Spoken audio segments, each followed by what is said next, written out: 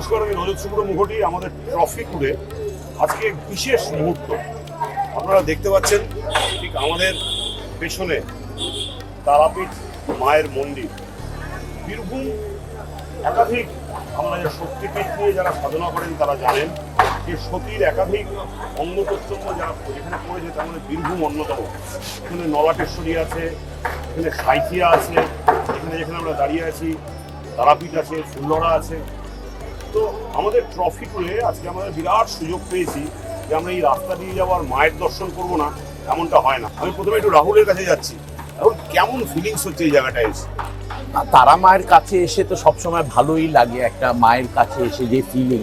কিন্তু বিশেষজ্ঞ আমাদের ট্রফি মায়ের আশীর্বাদ পাক, বিএসএলটা যারা খেলবে, যারা দেখতে আসবে, তারা যেন মায়ের আশীর্বাদে দেখে। আর সব আশীর্বাদ মায়ের থাকে, তাই আমরা নলহাটিও গেলাম, আমরা আরও দুর্গ যাচ্ছি, মায়ের আশীর্বাদ নিচ্ছি, ভগবানের আশীর্বাদ নিচ্ছি, মানুষের কাছে পৌঁছে দিচ্ছি। কারণ ভগবানের পিঠেই মানুষের দর্শন। আর তো এখানে অত গাদা গাদা মানুষ আসছে, তারাও বিএসএল এর ব্যাপারে জানতে পেরেছে। আর আমারও ভাগ্য ভালো, আমি তারাপীঠে এসে মায়ের দর্শন দেব, পুজো দেব বিএসএল এর সাথে। একটা ভালো ফিলিং। আমরা গ্রাম বাংলায় আছি, এই ডিস্ট্রিক্ট লিগ গ্রাম বাংলার জন্যেই, এখানকার মানুষের জন্যই হচ্ছে। এখানেও খেলা হবে, বোলপুরে খেলা হচ্ছে, এর ছাড়া মালদায় খেলা হবে, কাঞ্চনজঙ্ঘায় খেলা হবে। তো সেই আজ মায়ের আশীর্বাদ থাকুক, তাই আমরা এখানে এসে। গোটা ভারতের প্রাণকেন্দ্র ছিল, হার্ট ছিল বাংলা। এবং এই টুর্নামেন্টের মেন পারপাসটা হচ্ছে যে প্রত্যন্ত অঞ্চল থেকে খেলোয়াড় তুলে আনা, তাদের একটা প্ল্যাটফর্ম দেওয়া।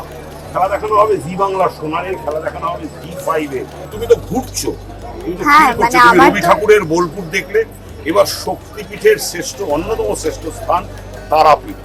একদমই তাই। আমাদের যে ট্রফি ট্যুরে আমরা বেরিয়েছি, সেখানে যদি মায়ের আশীর্বাদ না থাকে তাহলে পুরো ট্রফি ট্যুরটাই আমার মনে হয় অসম্পূর্ণ থাকবে। এটাই প্রার্থনা করি যেন অনেক অনেক আশীর্বাদ করেন সবাইকে। খেলার জন্য তো ঐক্যবদ্ধতা ভীষণভাবে দরকার, সবাইকে যেন আরো বেশি করে ঐক্যবদ্ধ করে তোলে, সামাজিক বোধের বৃদ্ধি ঘটে প্রত্যেকের, এটাই আমাদের মনস্কামনা থাকতে পারে। এবং আমি তো অবভিয়াসলি আমার টিমের হয়ে আরো বেশি করে প্রার্থনা করব, বেশি করে আশীর্বাদ চাইবো আমার টিম বীরভূমের জন্য। আমরা দর্শকদের কাছে আমরা সবাই মিলে এখান থেকে মায়ের কাছে এসেছি, হাত জোড় করে আমরা মায়ের আশীর্বাদ চাইবো। কিছুক্ষণ পর আপনাদেরও আশীর্বাদ চাইছি যে বিএসএল যেন সফল হয় এবং বিএসএল যেন বাংলার ফুটবলের একটা নতুন দিগন্ত উন্মোচন করে দেয়। Thank you very much. Thank you.